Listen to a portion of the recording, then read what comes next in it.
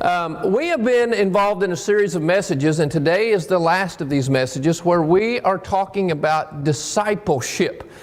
And discipleship is one of those words that we don't use a whole lot in our normal vernacular in today's culture, but it's actually the main word that Jesus used to talk of his followers, and it's the main word all throughout the New Testament that is spoken of when referring to a person who is a follower of Jesus. A disciple is a person who is serious about their relationship with Jesus. They're not just a kind of a casual follower. This is someone who really wants to follow Jesus in everything that they do. It's like a person who would live their life the way Jesus would live it if he were you. If Jesus were in your shoes today, and he were doing your job, or he were raising your kids, or whatever it is that you do throughout normal life, however Jesus would do that, that's what a disciple is. A disciple says, I want to live my life the way that Jesus would live it if he were in my shoes. And normally when we talk about these kind of things, when we talk about discipleship, there's kind of a groan with many people in our culture. Because people think, well, I know how this goes. It usually means that my life as I know it is over. People think of discipleship as a life sentence. Actually, it's not a life sentence, it's a life. It kind of reminds me, I'm going to tell a blonde joke right now, and if you're blonde, please do not get up and walk out, because you're going to like this blonde joke. Because the thing about a blonde joke is kind of like discipleship. We think we know how discipleship goes, and we think we know how blonde jokes go. The blonde always gets the brunt of things, but listen to this blonde joke. If you're blonde, you're going to feel, yeah, that was a good blonde joke. There was a blonde who walks into a bank in New York City. And she walks in and she asks to speak to one of the loan officers. So a loan officer comes out, yes ma'am, can I help you? And she says, I would like to borrow $5,000. I'm going on a trip to Europe and I need to borrow $5,000. And they say, well, you're going to need some collateral for such a loan. And so she hands them the keys to a brand new $250,000 Rolls Royce that is parked out in front of their bank. And they go out and they check the Rolls Royce. She has the title, everything checks out. And they say, okay, that'll be fine. And they start kind of laughing at this blonde behind her back. She leaves, she goes on her trip to Europe, and they're thinking, what an idiot. I mean, this blonde gives us collateral, a $250,000 brand new Rolls Royce on a $5,000 loan. And so the loan officer, he takes the car and he takes it to the underground parking garage, very secure for the bank, and he parks it there. And the blonde goes on her vacation to Europe for 2 weeks. 2 weeks later, the blonde returns. She comes walking back into the bank. And they hand her the keys to her car. And they say, you know, ma'am, we're glad that everything worked out. Everything is great. We're glad you had a good vacation. We're glad to be able to take care of your car. But we're curious about something. In fact, we did a little bit of checking up on you while you were gone on your vacation. And we discovered that you are a multi-millionaire. So what puzzles us is why you would even need to borrow $5,000 in the first place. To which the blonde replied, where else could I go on vacation for 2 weeks and have my car parked for $15.41, which was the interest on the $5,000 loan, and have my car still be there intact when I get back? So you blondes, there is a blonde joke where you get the last laugh. And the reason I say that, it's kind of a segue into the way we think about discipleship. We think we know how discipleship goes. We think we know how it ends. I've talked to many people. I have family members who think that if you are a Christian like myself, if you are a disciple and your life really revolves around spiritual things, they think that your life is over. Oh, it is anything but that. Discipleship is not a life sentence. Discipleship is what real life is about. And the place in Scripture that everybody in here has heard of that talks about discipleship, in other words, how to live your life, real life, is the Sermon on the Mount. I bet everybody in here has heard of the Sermon on the Mount, right? Even if you're not a regular churchgoer, you've heard on the Sermon on the Mount. The Sermon on the Mount is where Jesus talks about what real life as a follower of Jesus is to be about. And he talks about real practical stuff. And his theme statement for the Sermon on the Mount is this verse in Matthew chapter 5, verse 20.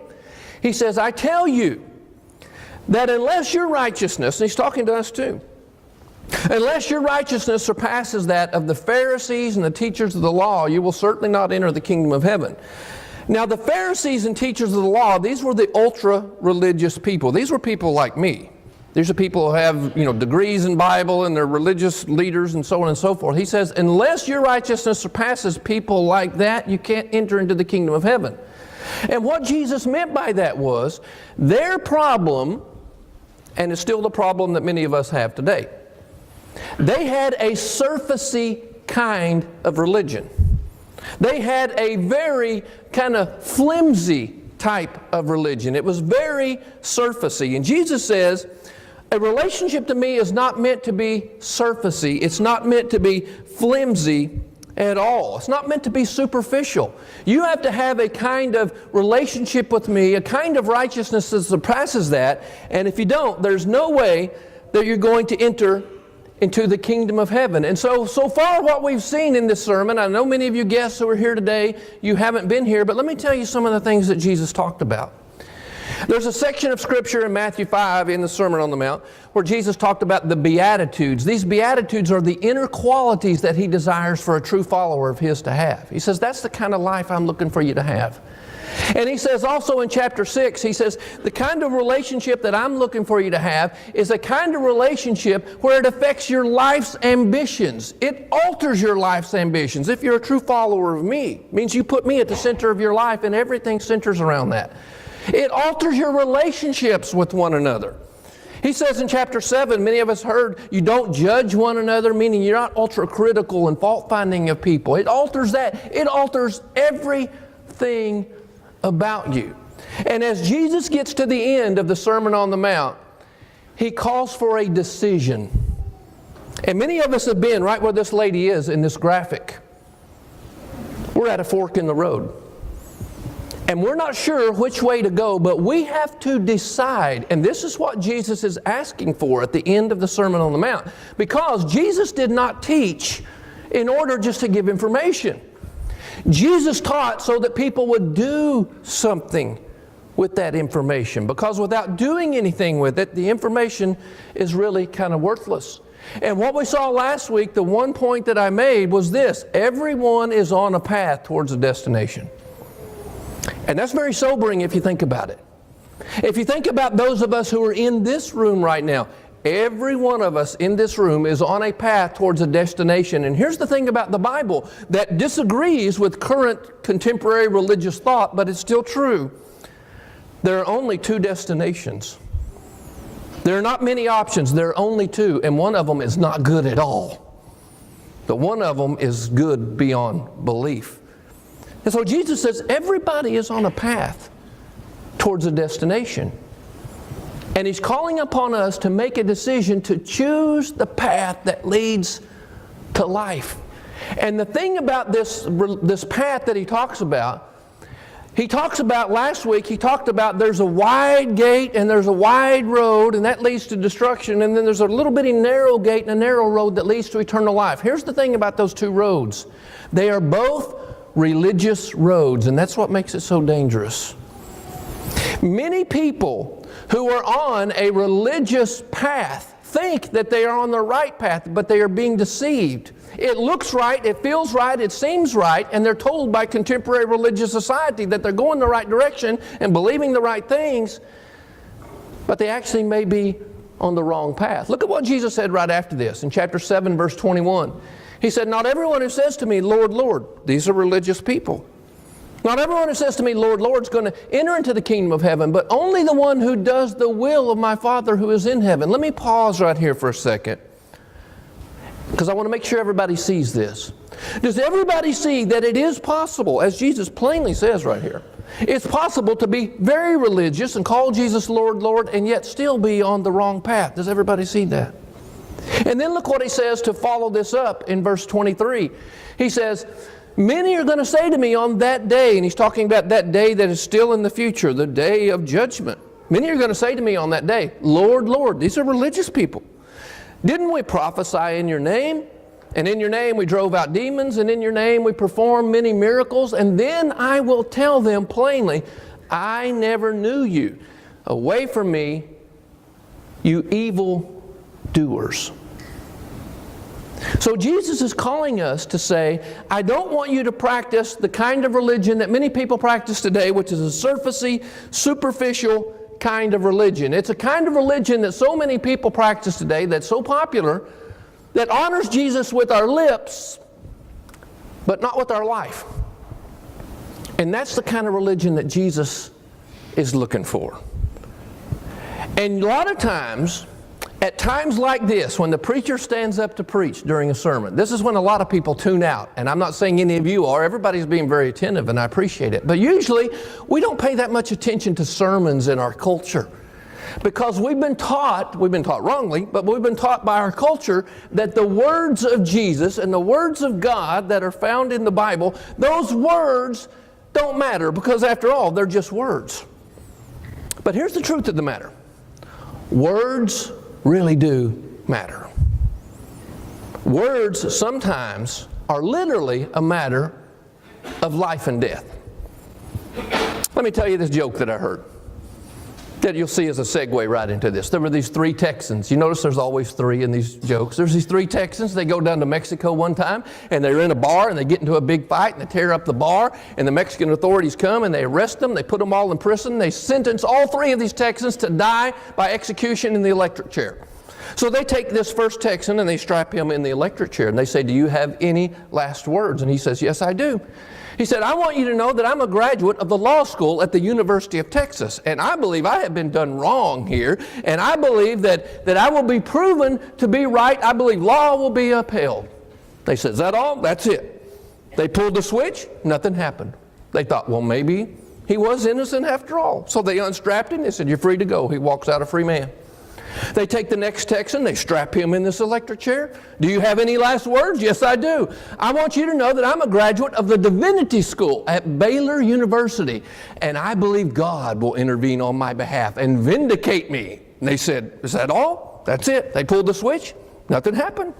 They thought maybe God did intervene. They unstrapped him. They said, you're free to go. He walks out a free man. They take the third guy. They strap him in the electric chair. They say, do you have any last words to say? He said, yes, I do. He said, I'm a graduate of the Electrical Engineering School at Texas A&M University, and you're never going to electrocute anybody unless you hook those 2 wires right there together.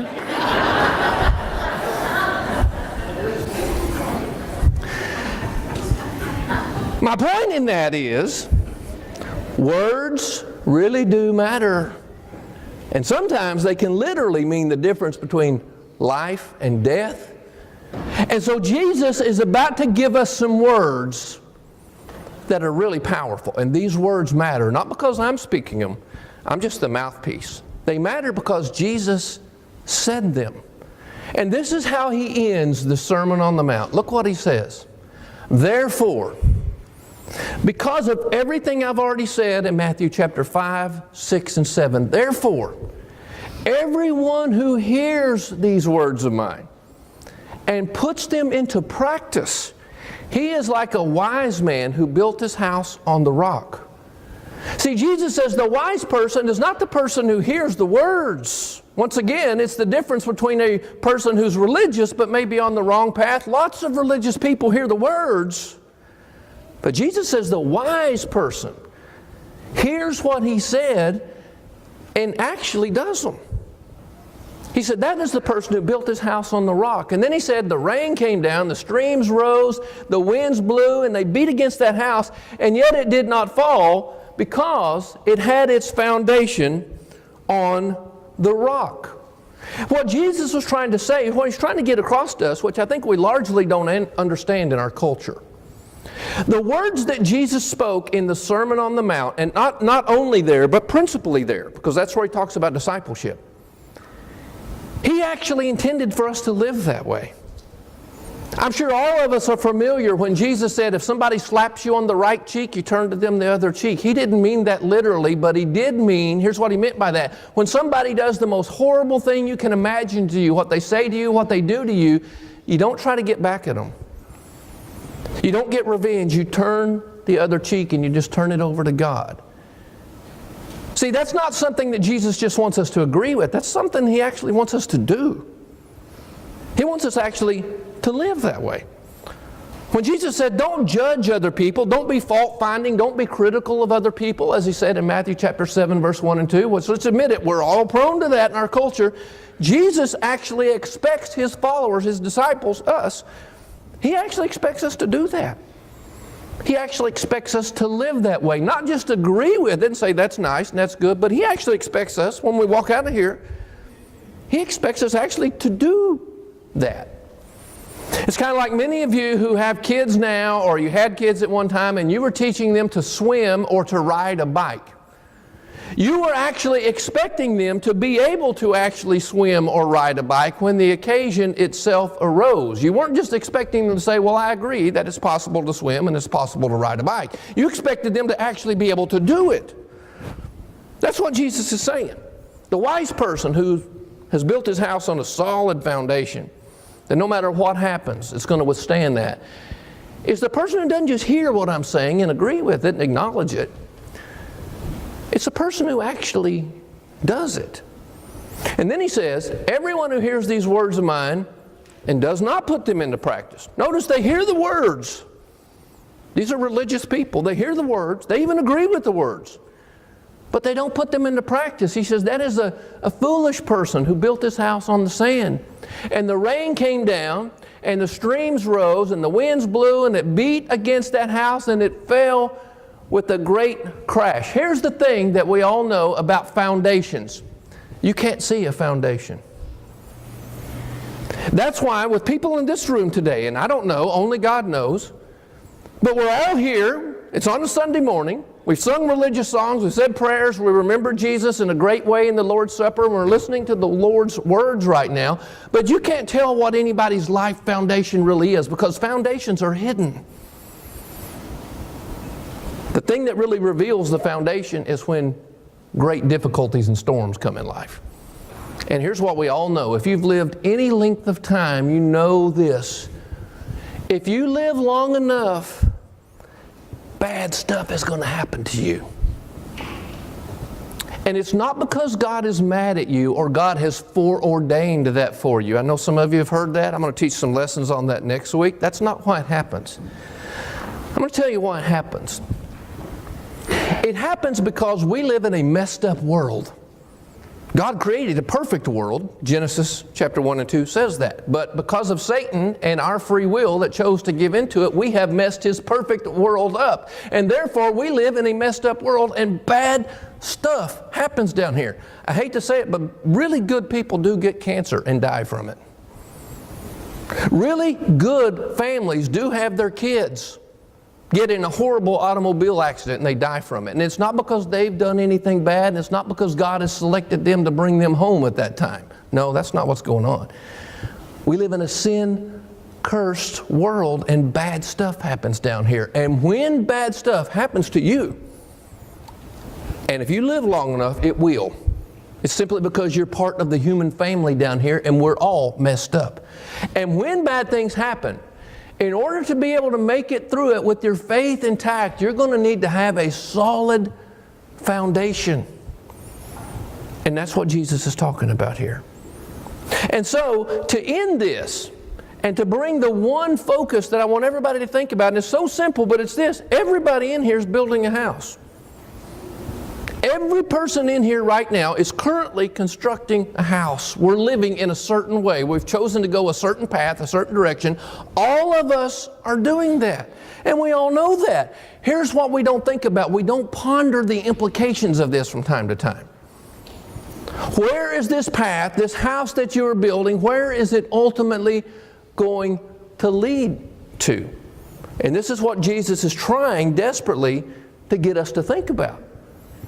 Because what many do is they make a profession of faith to Christ on Sunday. But let me say this: if a profession of faith is made on Sunday and that profession doesn't make any difference in the way that you live on Monday, your profession of faith on Sunday is a deceptive faith. It has to make a difference in the way that we act all the time. That's what a true disciple is. That's a person who hears Jesus' words and puts them into action and is following him in everything that they do. And when Jesus concluded this, notice the words that are bolded and underlined here. He said, when Jesus had finished these sayings, the Sermon on the Mount, The crowds were amazed at his teaching, and here's why they were amazed. Because he taught as one who had authority and not as their teachers of the law. They could sense that when Jesus was saying this, these weren't just words that are coming out of his mouth. These words had weight. Because that was the Son of God who was saying these things. He was a messenger directly from God the Father. In fact, he was God, the Son, in person down here on earth walking around. His words have weight, and his words have authority, and it was meant for us to take those words to heart. One last scripture I want to share with us, and this is really important, and the Apostle Paul agreed with what Jesus said. He was writing a letter one time to a church in the ancient city of Ephesus, and here's what he said. Be very careful then how you live. Let me stop and say this. He's writing to a church when he says this. Even people who go to church sometimes don't pause and consider how we're living. Wouldn't you agree with that? We get so busy and wrapped up in what we're doing, we don't think about what is really important. It was kind of funny this morning. I've had a really, really busy last really couple of weeks with a bunch of other types of activities going on. And it was funny this morning. We're about ready to leave the house, and I had a bunch of stuff to do yesterday, and then the week before that had all kinds of stuff going on. And then we still got stuff today and then on Wednesday. And I'm going on vacation after this finally, though. But my wife goes, I said, I think I got everything. She goes, you think you got everything? I think I do. And she goes, you got your sermon? I'm like, well, let me check. I better make sure I got that. It's possible in the midst of a whole bunch of activity to forget the main thing. And that's what we do sometimes. We forget the main thing. So Jesus or Paul says, be very careful then how you live. Think about what you're doing. Think about the direction of your life. Think about what kind of foundation you're building. And don't live as unwise, but as wise, making the most of every opportunity because the days are evil. And then he concluded that by saying, therefore, don't be foolish, but understand what the Lord's will is. Those are good words from the Apostle Paul. And so once again, as I bring this to conclusion, everybody in here is building a house. And what I would like us all to think about, me too, I would like us all to think about this. What kind of house are you building?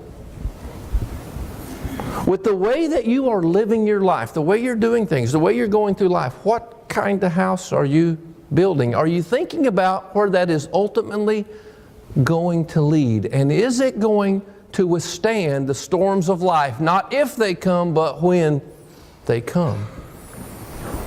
And so we're going to sing a song of invitation here in just a second. And we sing songs of invitation at this church not to try to pressure people to come forward. It's not that at all. I know people can respond in a lot of ways besides coming forward on a Sunday morning. But I just want to say this. If these words from God have touched your heart and life today, if you know, yes, you're religious, but maybe your foundation is really not all that solid. If you know that and you want to explore more about how to get on the right track, I want you to know that I'm available to talk to you at any time. In fact, our whole church knows that I have 2 offices. What's my other office where I'll be tomorrow, church? Denny's, they know. I'll be at Denny's tomorrow morning, and the purpose of that, I'll be there from 7:30 till 9, or as long as anybody wants to come by and talk. Anybody can come by and talk to me about anything, and if I'm feeling an extra generous mood, I might buy you a cup of coffee on me. So if maybe I said something today that struck a chord with you, or you're not sure about, or you're not sure about the implications of it, or whatever, feel free to come by and talk to me tomorrow. And I'll be there the Monday after that, and the Monday after that. I'm there every Monday except for holidays from 7:30 to 9. And we have other people in our church here. Maybe it's someone who brought you today, invited you as a guest. They would be more than happy to talk to you about the spiritual direction of your life. The worst thing any of us could do, as Jesus plainly says in this message, is just to hear some word and say, that's a good sermon, great, makes me feel good, and go on and keep living the same way. The wise person does something about what they hear. So if you need to respond to the Lord in any kind of way today, we want to encourage you to come. Let's stand together while we sing this song of encouragement.